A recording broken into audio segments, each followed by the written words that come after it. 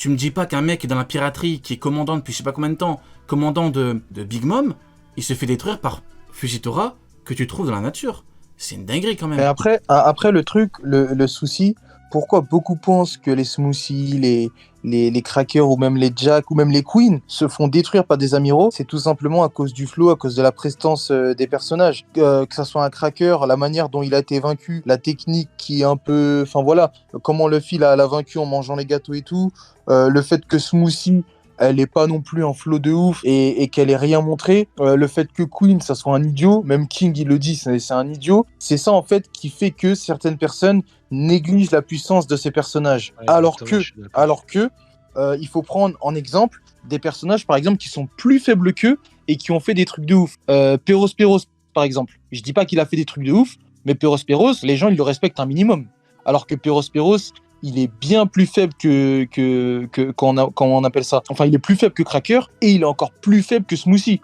Donc ça veut dire que Smoothie, elle peut potentiellement valoir un Peros et demi, voire deux. Donc à partir de ce moment-là, il faut quand même respecter la puissance de certains personnages. Attends, par contre, on me dit D'accord. que Smoothie s'est fait stopper ou je sais pas, s'est fait humilier, stopper par Reiju. Moi, je me souviens très bien, il y a Smoothie qui a chopé Reiju comme si c'était sa petite. Hein. Elle a assis, elle en a rien à foutre.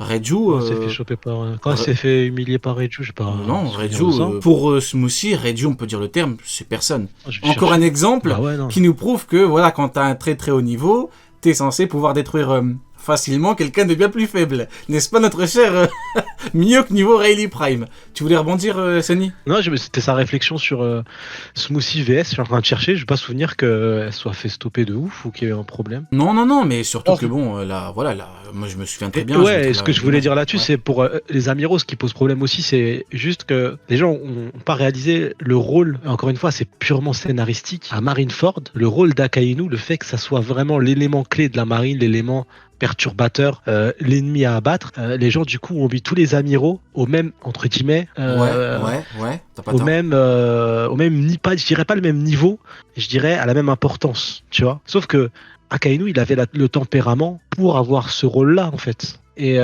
c'est tout. C'était le rôle. Il était l'antagoniste de Marineford. C'était lui. C'est pas Sengoku. C'était pas Barbe Noire au début. Barbe Noire, c'est à la fin. Le vrai antagoniste de Marineford, c'était Jambe de Poulet. Donc il fallait forcément. Ça me rappelle de mon souvenir, jambe de poulet. Oui, Chicken frérot. spot. Il fallait forcément qu'il ait. T'imagines si Non, il fallait forcément. Et par contre, moi, je suis désolé. Là, et c'est super important, il y a eu un élément important à Marineford. C'est sur la marine en général. À Marineford, on a vu le vrai niveau des vice-amiraux.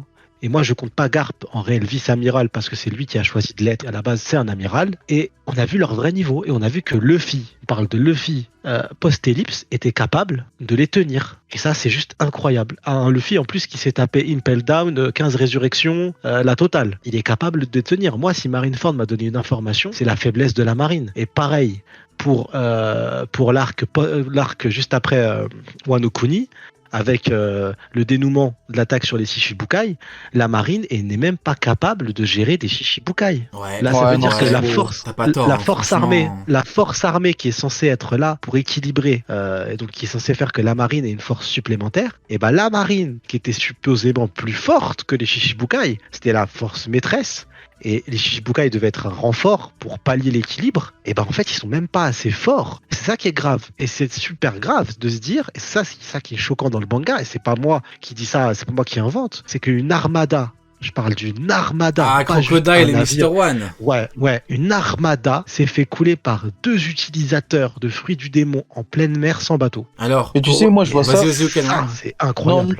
je vois ça comme si Luffy pré-ellipse et Zoro pré-ellipse arrivaient et explosaient toute une armada de la marine. Mais Exactement, c'est grave, c'est hein. exactement C'est ça. très truc de grave. dingue. C'est exactement ça. Tu viens exactement de définir mon Alors, propos. pour rebondir, franchement, on va être honnête, hein. Mio, Goa, Baggy, Weeble, ces 4-là, ils n'ont pas réussi à les arrêter. On verra pour Weeble, mais à mon avis, non. Sinon, le perso aura vraiment été un gros flop.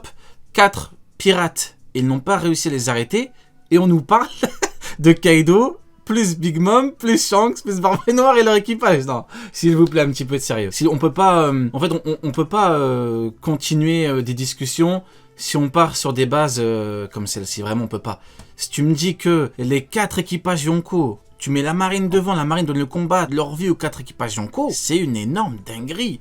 Les anglophones ont du sang sur les mains. Je me le répéterai jamais assez. Du sang. Ils ont du sang sur les mains. Je t'assure, Rio, hein, tu n'as pas besoin de ramener ni Kaido, ni Big Mom, ni Shanks. Tu ramènes que les commandants. Et tu choisis juste les commandants d'un seul équipage empereur. Je te demande pas de ramener tous les commandants. T'aimes trop ça, toi. Mais c'est vrai.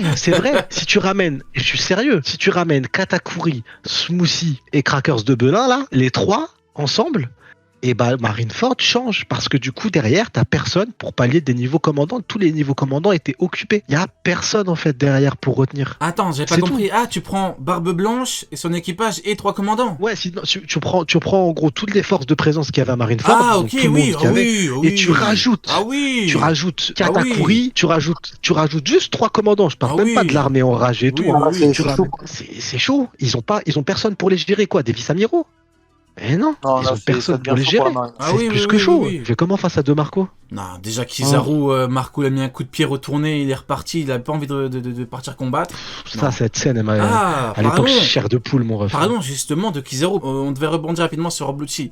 Du coup, bon, on attendra le prochain chapitre parce que on a beaucoup parlé de Rob Lucci la semaine dernière et malgré ça, on m'a dit en commentaire ouais, mais du coup, c'est quoi le niveau de Rob Lucci? Bon, on l'a bien dit, on l'a bien répété, mais bon, écoutez, on va faire une petite synthèse rapide. Pour moi, rapidement, Flop Gucci n'a pas montré un niveau supérieur au niveau d'Oflamingo. Il a montré une très bonne résistance, ok, si vous voulez, mais il ne touche pas Luffy, alors que Jinbe a pu toucher Big Mom, il a même pu la dégager. Il n'arrive pas à le toucher, j'attends qu'il le touche, et étape suivante, qu'il lui fasse des dégâts. Donc, pour le moment, un niveau commandant, pour moi, c'est au-dessus de Flop Gucci.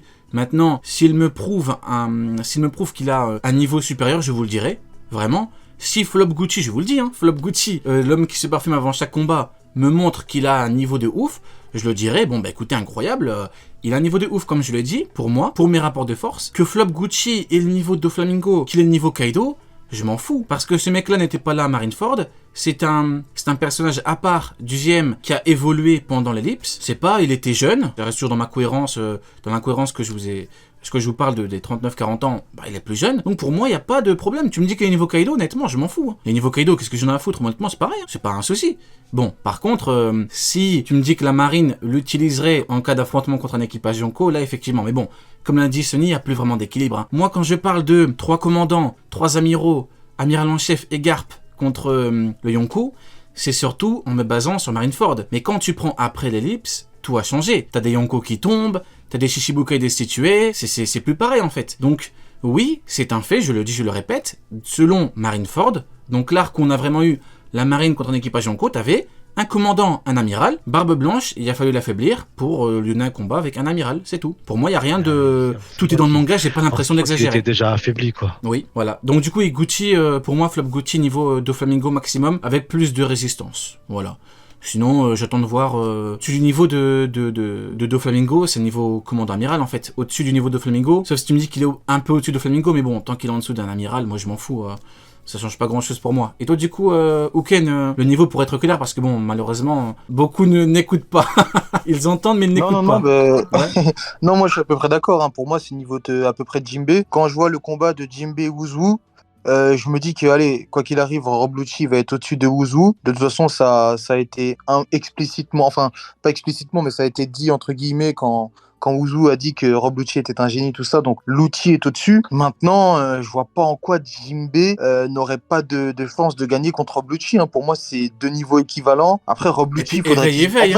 Franchement, Doflamingo éveille, Flop Gucci éveille. En fait, faudrait que Rob Lucci se batte contre une autre personne que Luffy, parce que là, il y a vraiment trop d'écart de puissance. Faudrait qu'il se batte au moins contre un Sanji ou contre un Jinbe. Ouais, et encore, on a des éléments dans le manga, juste un élément, mais pas de combat, mais juste scénaristique qui vont dans le sens, c'est que Doflamingo était tout à fait en adéquation totale, sans stress aucune. C'était genre avec en plus ces sous-fifres qui sont pas forcément les couteaux les plus aiguisés du tiroir, quoi.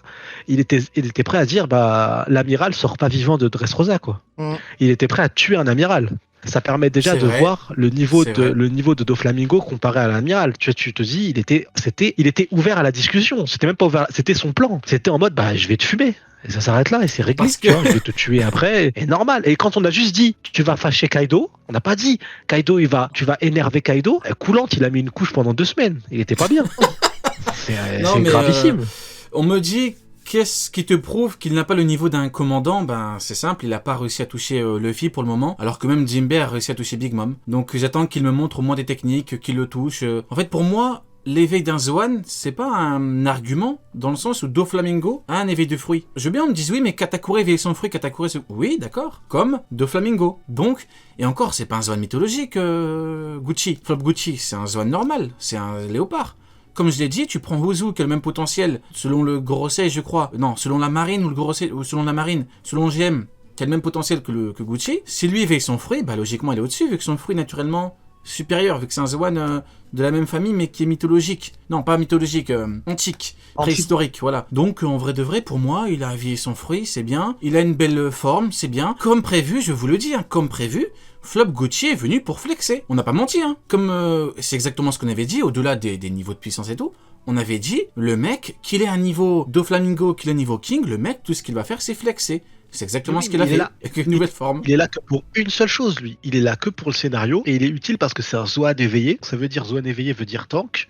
Quoi qu'il arrive, il a full PV et donc du coup il permet, en plus avec un Luffy qui combat en rigolant H24, il permet juste, il est là que pour ça, que pour le scénar, que pour expliquer au Mugiwara la nouvelle forme de Luffy pour qu'il puisse comprendre que Luffy finalement il a pas le Gomu Gomu no mais c'est en fait un dieu quand il s'éveille quoi, dans l'univers de One Piece. Mais il est là qu'à ça. Il sert qu'à ça. Tu sais, on sait tous, et Oda le premier, et c'est pour ça qu'on s'était tous posé la question à l'époque, on se demandait, mais pourquoi il y a ce combat? Genre, on s'est dit, mais à quoi ça sert? C'était vraiment tous, hein. Genre, mais pourquoi faire? Tu sais, mais quel est l'intérêt? Bah, l'intérêt, c'est juste que les Mugiwara soient au courant, c'est tout. Jamais Lucci va vaincre Luffy, et il est même trop loin du niveau pour vaincre Luffy, et c'est pour ça qu'il y a un amiral qui arrive. Après, justement, la vraie problématique, c'est justement que l'auteur, faut le dire, hein, même s'il y a énormément d'îles, il y a un monde qui est vaste de ouf, même s'il y a beaucoup de personnages, la majorité des personnages dans OP sont faibles comparés au haut du panier. Donc c'est extrêmement compliqué de 1 trouver un ennemi, et de 2 trouver un ennemi qui est bon, qui est puissant. Vous voyez ce que je veux dire? Donc c'est très compliqué en vrai. Ouais, Parce qu'en vrai on disait oui mais Lucci, qu'est-ce qu'il fout là? En vrai c'est parce que pour l'auteur c'est compliqué de ramener quelqu'un d'autre.